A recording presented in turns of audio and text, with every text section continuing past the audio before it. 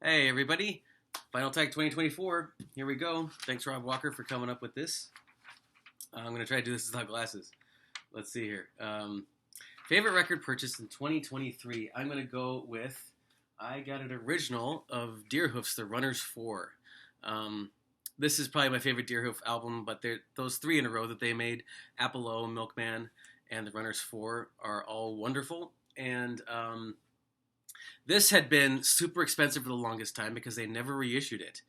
Um, and then just this year they finally reissued it. And when I saw that they reissued it, I thought, oh, I bet this will be my chance to get an original. And lo and behold, prices of originals started coming down. That doesn't always happen, but it definitely happens sometimes, and it happened here. And this sounds incredible. I love it so much. I'm really happy to have this. This is I think 2006.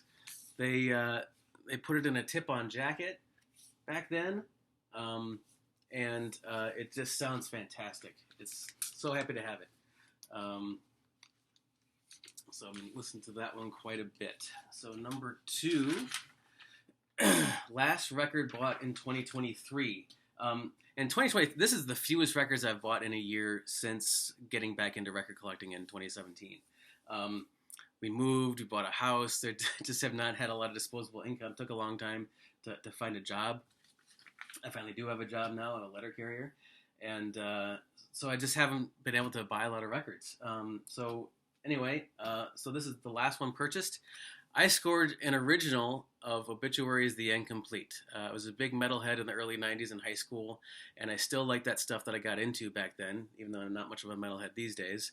And I finally got an original of this. What I had, so I had the CD I had the original CD back in the day, and then several years ago I bought this 2014 reissue that was on Metal Blade, and it was cut by Wes Garland, and it really sounds wonderful. It's like it was sort of, remember the first time I dropped the needle on this, I was kind of shocked at how good it sounded. Just like really three-dimensional sounding, really. But it's got a really poor quality cover. They like redid it, and they have like the T monster here is different than on the original. Anyway, the only thing I've heard that sounds better than this 2014 edition is this original. Even though this is probably just the CD mastering and everything, I don't know what it is. There's just something about they knew how to make records still or something. It just sounds that much bigger and fuller and more three-dimensional. There's a lot more bass on the original than there is on the Wes Garland cut. The Wes Garland cut is great if you can't get an original. Originals are very expensive, but so glad to have the original. Let's see here. Band or singer who released 2 or more albums in the same year. So I'm a huge Guided by Voices fan, and so that's the easy one. Like, releasing 2 albums in 1 year would be a slow year for Guided by Voices. So this is just a quick example of Under the Bushes, Under the Stars, and then Not in My Air Force. Bob Pollard's solo albums are essentially Guided by Voices albums. Yeah. Plenty other examples I could have picked from them. So number 4 then, if you could only listen to music from one decade, which one would it be? I think, gun to my head, it'd probably be in the 90s. You know, I'm not someone who thinks like, yeah, the 90s were the best and everything else sucks or anything like that. It's just, that's where I came of age musically, really. I graduated from high school in 1984. That's really what it comes down to. Like, that's, the stuff you get into at that age is the stuff that's sort of, that you like the most, I think. I think it's a very common thing. But there's tons of stuff from the 80s that I love too. Like a lot of my favorite stuff actually I got into after the fact because I was just too young at the time for Husker Du and early Sonic Youth and stuff like that. But anyway, I guess I'd have to say the 90s. Number 5, record from a band or singer from Manchester. I don't have a lot of that stuff. I learned. I had to look through the list of stuff, and I've got almost none of that. What I decided to go with, it's a little bit of cheating, is Andy Gill, the late great guitarist of Gang of Four, was from Manchester. And this Peel Sessions from them, I think, is wonderful. Just super aggressive versions of a handful of songs from the first record. I really love this, and Andy Gill's from Manchester. but like a band truly from Manchester. Really, the only other thing I have is the Buzzcocks. This is a cool compilation. It was a Record Store Day thing from several years ago. More product in a different compilation. It's got all the singles going steady stuff, and then also some additional songs. So it's 2 LPs. I really would like to get singles going steady though. It's just more concise and it sounds better. And but that's one of those records that just has gone through the roof price wise. It's really hard to get a cheap one of those. So Manchester Banner Singer listened to most in 2023. Just kind of looking for an excuse to talk about some of these records. I'm not sure if this is the one I listened to the most or not, but I've listened to it quite a bit since I've gotten it. Paradise Lost, Shades of God. I got an original of this. These have gotten really expensive in the last few years too. I remember 2017, 2018 around there. This being more in the $30, $40, $50 range. This was a lot more than that, unfortunately. I'm embarrassed to say how much I paid for this. This is another metal band that I got into in the 90s that, I still like it today. This was something I kind of learned to play drums to. This is one of the few metal records that the drumming was sort of like at a level where I could do it as a young learning drummer. And so it's been fun, like playing to this album again and stuff. And like, so this is like goth death metal. They lay it on pretty thick. Like I think I was really kind of repulsed by this for a while. But I'm kind of, I don't know. I like it again. I loved it when I was a teenager. Kind of thought it was dumb for quite a long time, and now I like it a lot again. And I got an original, and it sounds wonderful. All right, and then number 7 7-inch records. Let's see what I picked out. I don't even remember now. I'm not a big 7-inch person, so I had to kind of look hard for this. So Eisenweasel. This is Tobin Sprout from Guided by Voices. This has the song 7 and 9 and Daughters of the Moon. Really great little single. House Large Sizes single. This came with a live album of theirs. North Pole and Smooth Operator. The best band ever out of Iowa. House of Large Sizes. This was something I loved as a kid. This is Pac-Man Fever. And my favorite thing about this is Pac-Man Fever, that it's backed with Pac-Man Fever instrumental.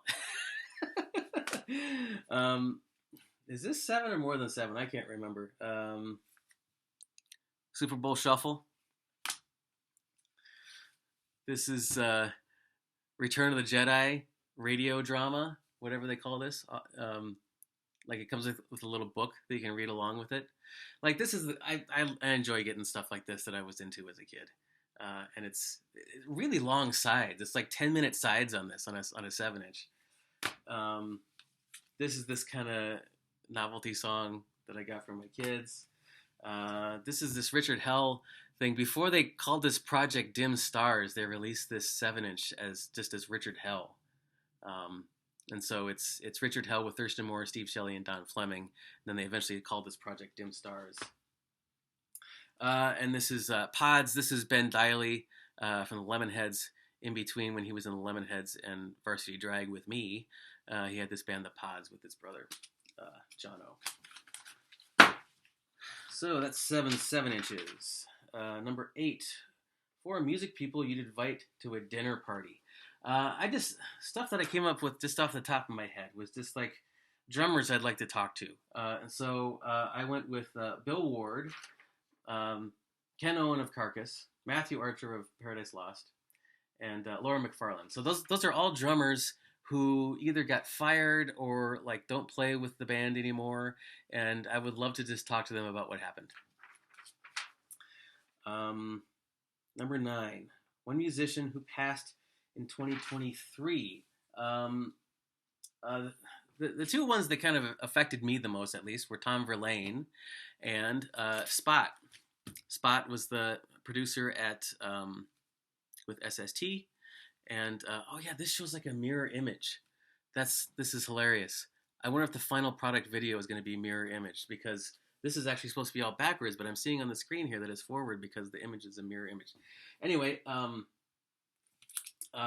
Spot passed away, I think, of cancer earlier on this year, or in 2023, and he produced all those great SST records. Number 10, Music from only one country, which? Yeah, if you could only listen to music from one country, which one would it be? Being such a rock and roll guy, that pretty much means the United States or the United Kingdom. That's kind of boring, but that's the case. And so, which one? I don't know. I mean, you picked the United States, that means no more Beatles. You picked the United Kingdom, that means no more Ramones and Husker Du. So I don't know. I think I'm gonna have to say I don't know on that one. I don't know. One of those two. Number 11. 3 vinyl community channels you discovered in 2023. I hardly ever watch VC videos anymore. Sorry, I don't.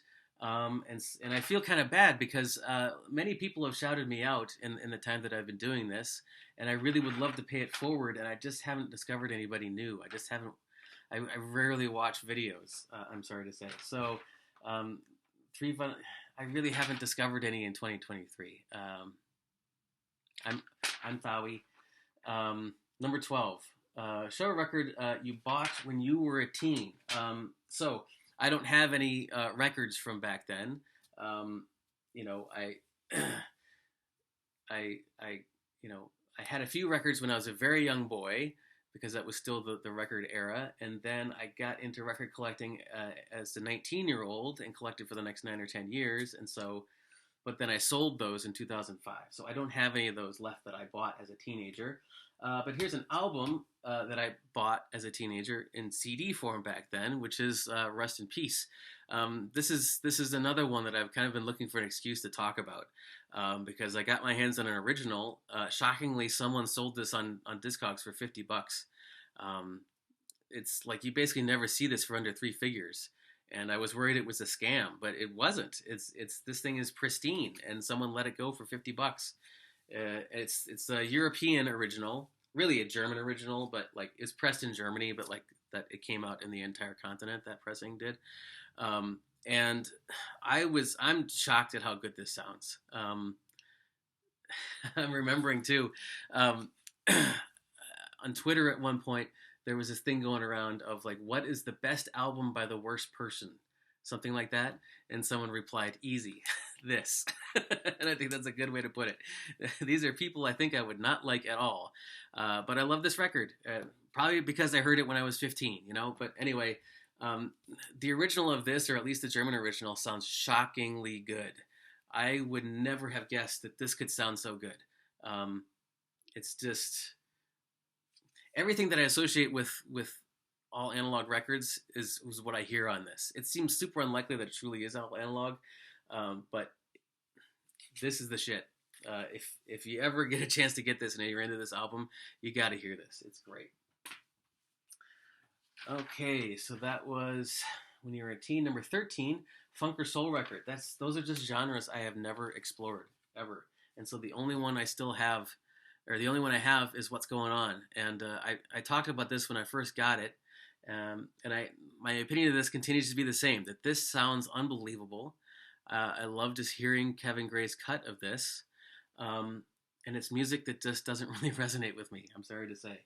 I know a lot of people love this, and I certainly respect this album, but it's just not something that I really reach for. It just doesn't resonate with me much. Number 14, a record you think everyone has and a record you think no one has. Okay, so I'm going to go all Australian on this one.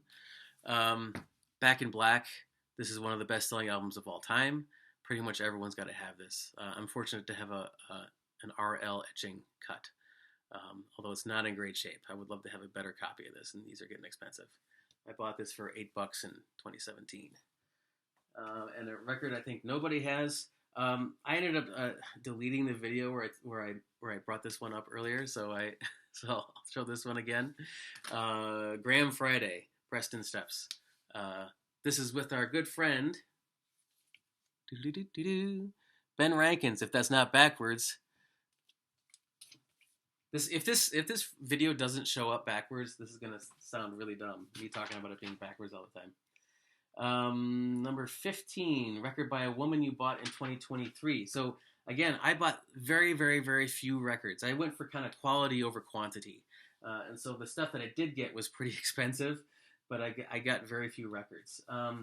But I've been going for kind of inspired by Harris Pilton. I've been going for a lot of 12 inches, and so I've gotten a bunch of Sonic Youth 12 inches. And one of these days, when I get some more that I really want to get, I want to make an episode where I talk about 12 inches.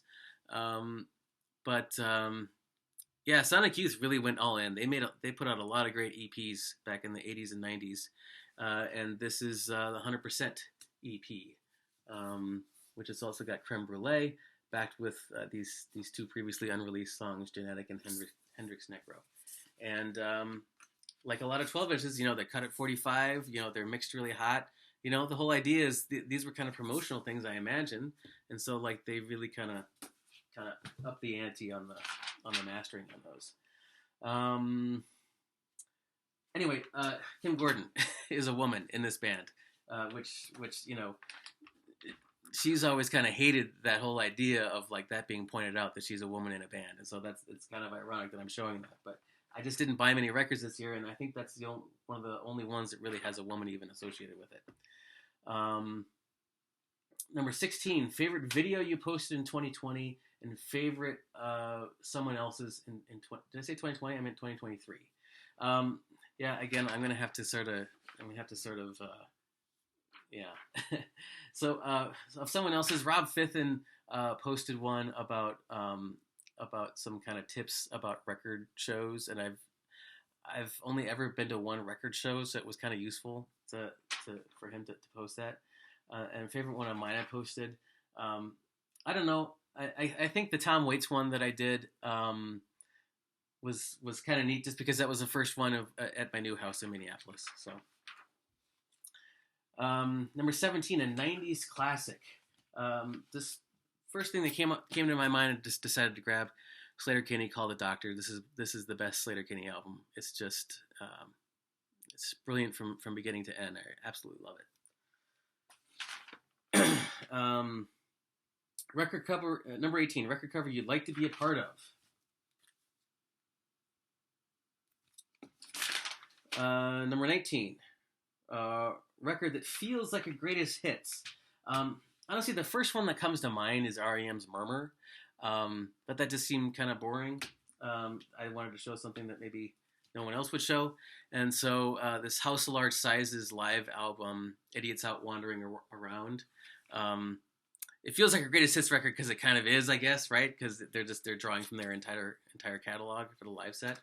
But this is a band that they never really were able to get their essence down on tape when they would make their records, and they were always just there was such a their live performance, their live presentation was so much better than in studio albums, and so this captures that. This is the essential House of Large Sizes album, in my opinion. And number 20, record from 1974, going with Taking Tiger Mountain by Strategy. That's the first Eno record I ever got into back when I was a teenager, and it's probably still my favorite Eno record. I love it to bits. This is I think from a few years later, I think it's a German pressing from maybe 77, which also sounds wonderful. Okay. Thanks, everybody. So long. Ciao.